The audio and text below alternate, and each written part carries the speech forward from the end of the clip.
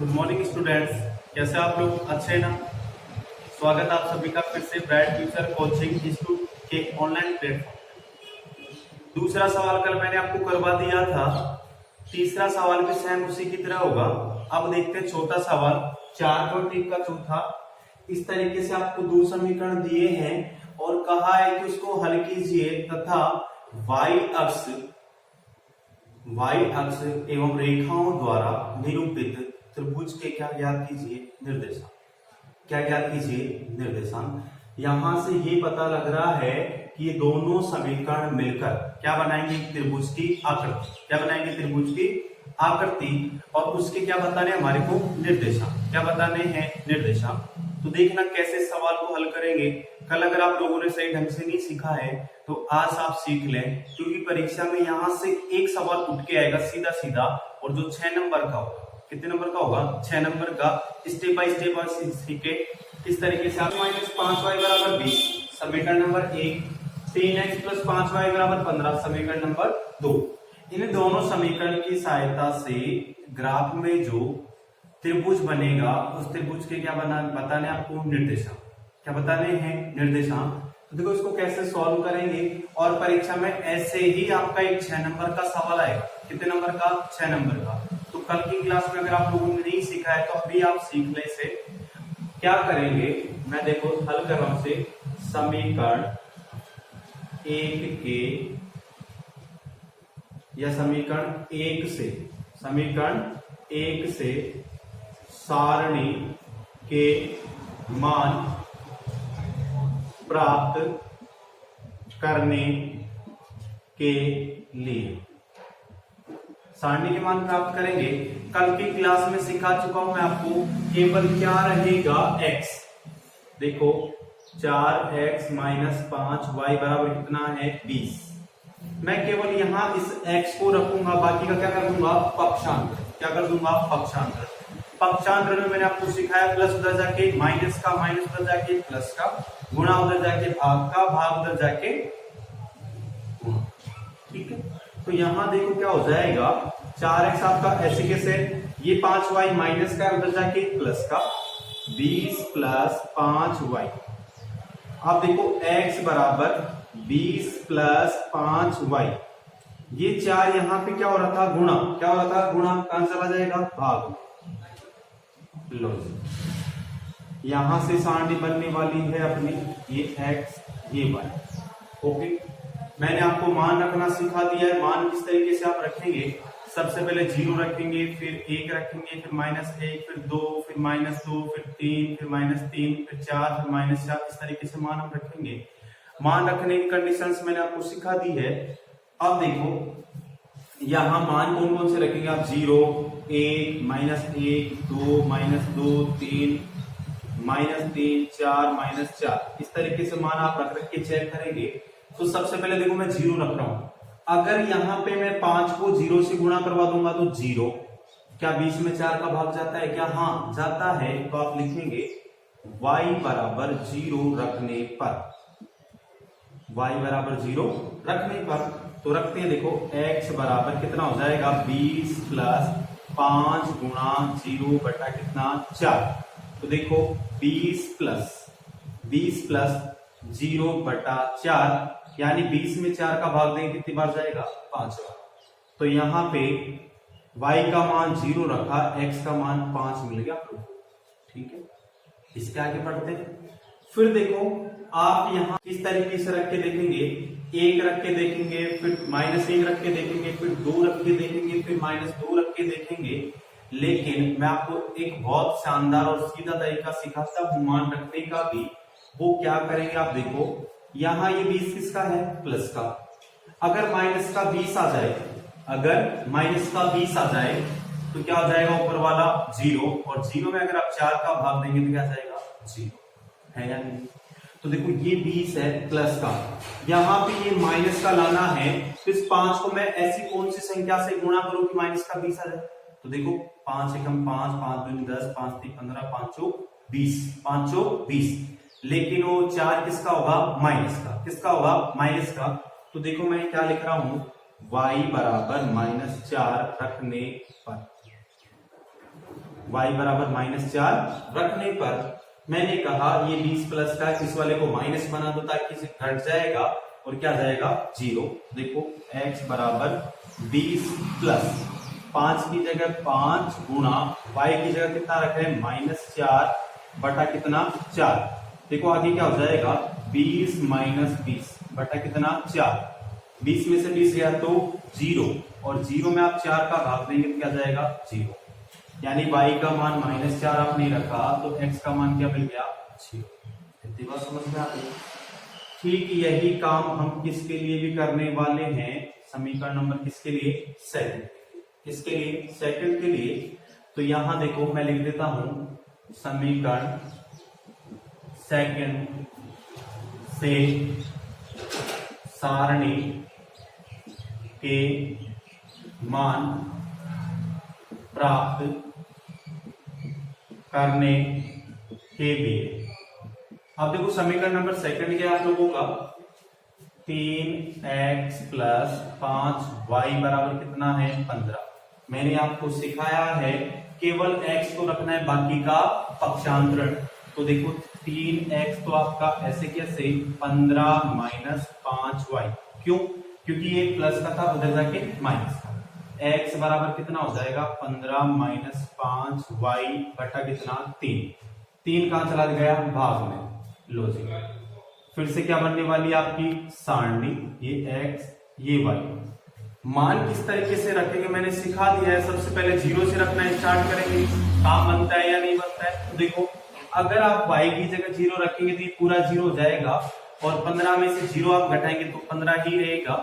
15 में 3 का भाग जाता है क्या, हाँ जाता है। तो आप लिखेंगे y बराबर 0 रखने पर, y बराबर 0 रखने पर देखो x बराबर 15 - 5 गुणा y की जगह कितना रख रहे हो 0 बटा कितना 3। 15 में से 0 आप घटाएंगे तो क्या रहेगा 15 ही रहेगा और 15 में 3 का भाग 3 एकम 3, 3 दूनी 6, 3 4 9, 3 12, 3 पंजो 15, लो 5 आ गया क्या। y का मान 0 रखा, x का मान 5 आ गया। ठीक है, ये बात समझ में आ गई होगी आप लोगों को। इसके बाद में अभी मैंने आपको सिखाया कि दूसरा मान रखना भी आसान होता है। वो कैसे आप रखेंगे, देखो यहाँ पे प्लस का 15 है, प्लस का 15, मुझे यहाँ क्या बनाना है माइनस का 15। अब माइनस का 15 कैसे बने बताओ, यहाँ पे माइनस का चिन्ह तो पहले से ही है। 5 को मैं ऐसी कौन सी संख्या से गुणा करूं कि 15 हो जाए, 5 से 5, 5 दूनी 10, 5 3 15। तो देखो मैं लिख रहा हूं y बराबर 3 रखने पर, y बराबर 3 रखने पर रखते हैं x बराबर देखो 15 - 5 गुणा y की जगह 3 बटा कितना 3। तो देखो क्या हो जाएगा 15 - 15 बटा 3।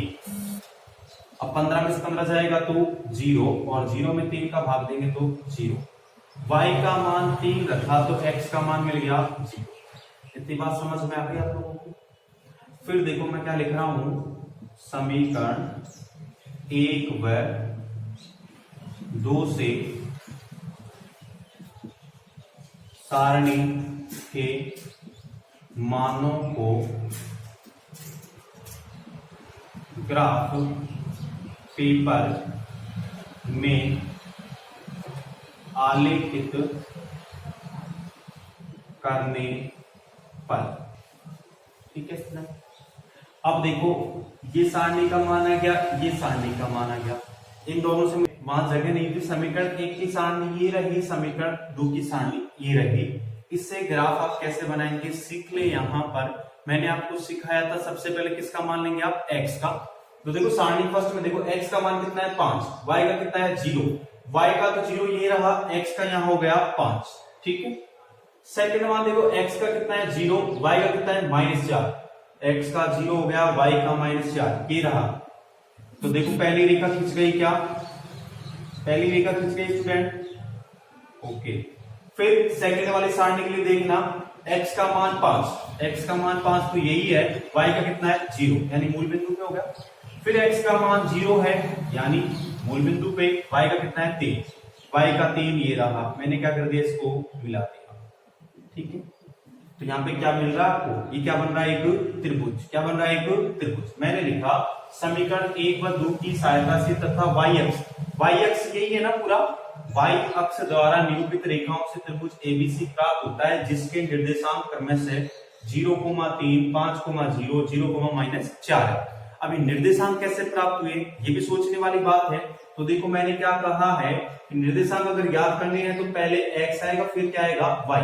देखो x का मान है क्या, ये नहीं, किसका मान है, y का, यानी x का मान तो क्या हो गया 0, y का कितना गया 3। फिर यहाँ ये x का मान है 5, तो y का कितना होगा 0। और ऐसे यहाँ देखना है ये y अक्ष पे है तो x का तो 0, y का कितना -4। ठीक है, ओके, कोई दिक्कत।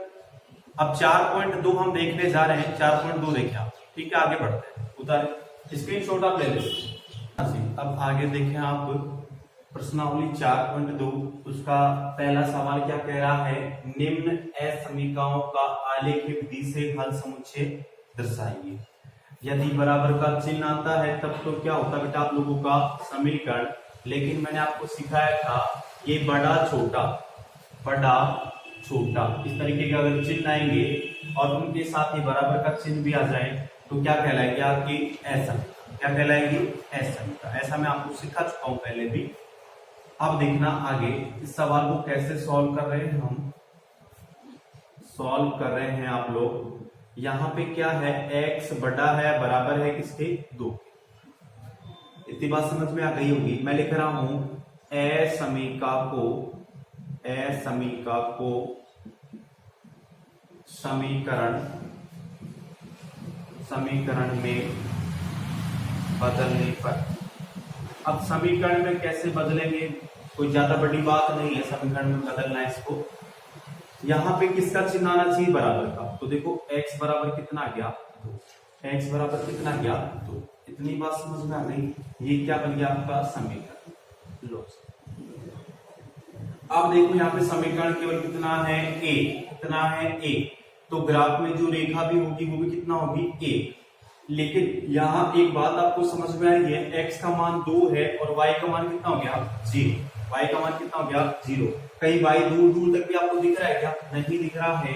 तो देखो यहाँ पे मैं लिखूंगा x बराबर 2 से ग्राफ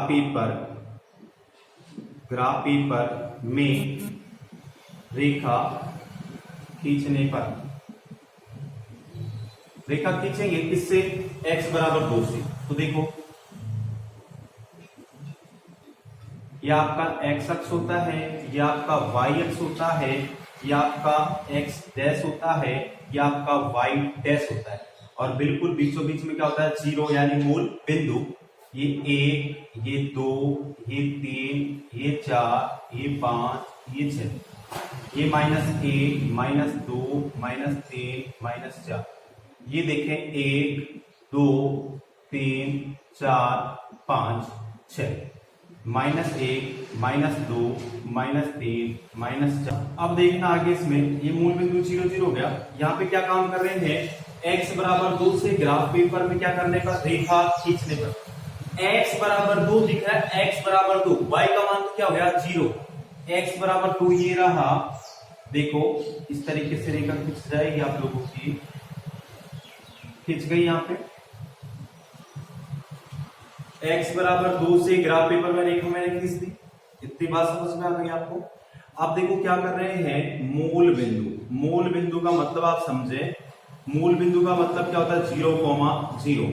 देखो ये ऊर्ध्वाधर रेखा और ये क्षैतिज रेखा जिस बिंदु पे काटेगी वो आपका क्या होगा, मूल बिंदु। यानी वहां पे x का मान भी 0 होगा और y का मान भी क्या होगा 0 होगा। मैंने लिखा मूल बिंदु 0,0 असमीका में रखने पर। तो देखो असमीका क्या आप लोगों की ये रही, ये समीकरण है, ये असमीका है। तो किसमें रख रहे हैं आप, असमीका में रखते हैं। देखो x की जगह आप 0 रखेंगे, 0 बड़ा या बराबर है 2 के, ऐसा है क्या, 0 2 के बराबर या 2 से बड़ा है क्या, नहीं है। आप क्या लिखेंगे, यहां से 0 बराबर या बड़ा नहीं है, आप लिखेंगे मूल बिंदु के मान असमीका को संतुष्ट नहीं करते हैं। अब मुझे एक बात बताना, यदि कोई आपका कहना मान लेता है तब तो आप उसे पास बुलाते, कोई कहना नहीं मानता क्या बोलते हैं आप, दूर जा दूर जा। यही काम यहाँ मूल बिंदु करेगा कि जब उसके मान ही संतुष्ट नहीं कर रहे हैं तो क्या बोलेगा वो, दूर रहे।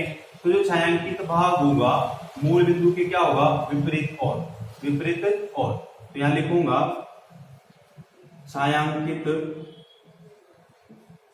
छायांकित भाग मूल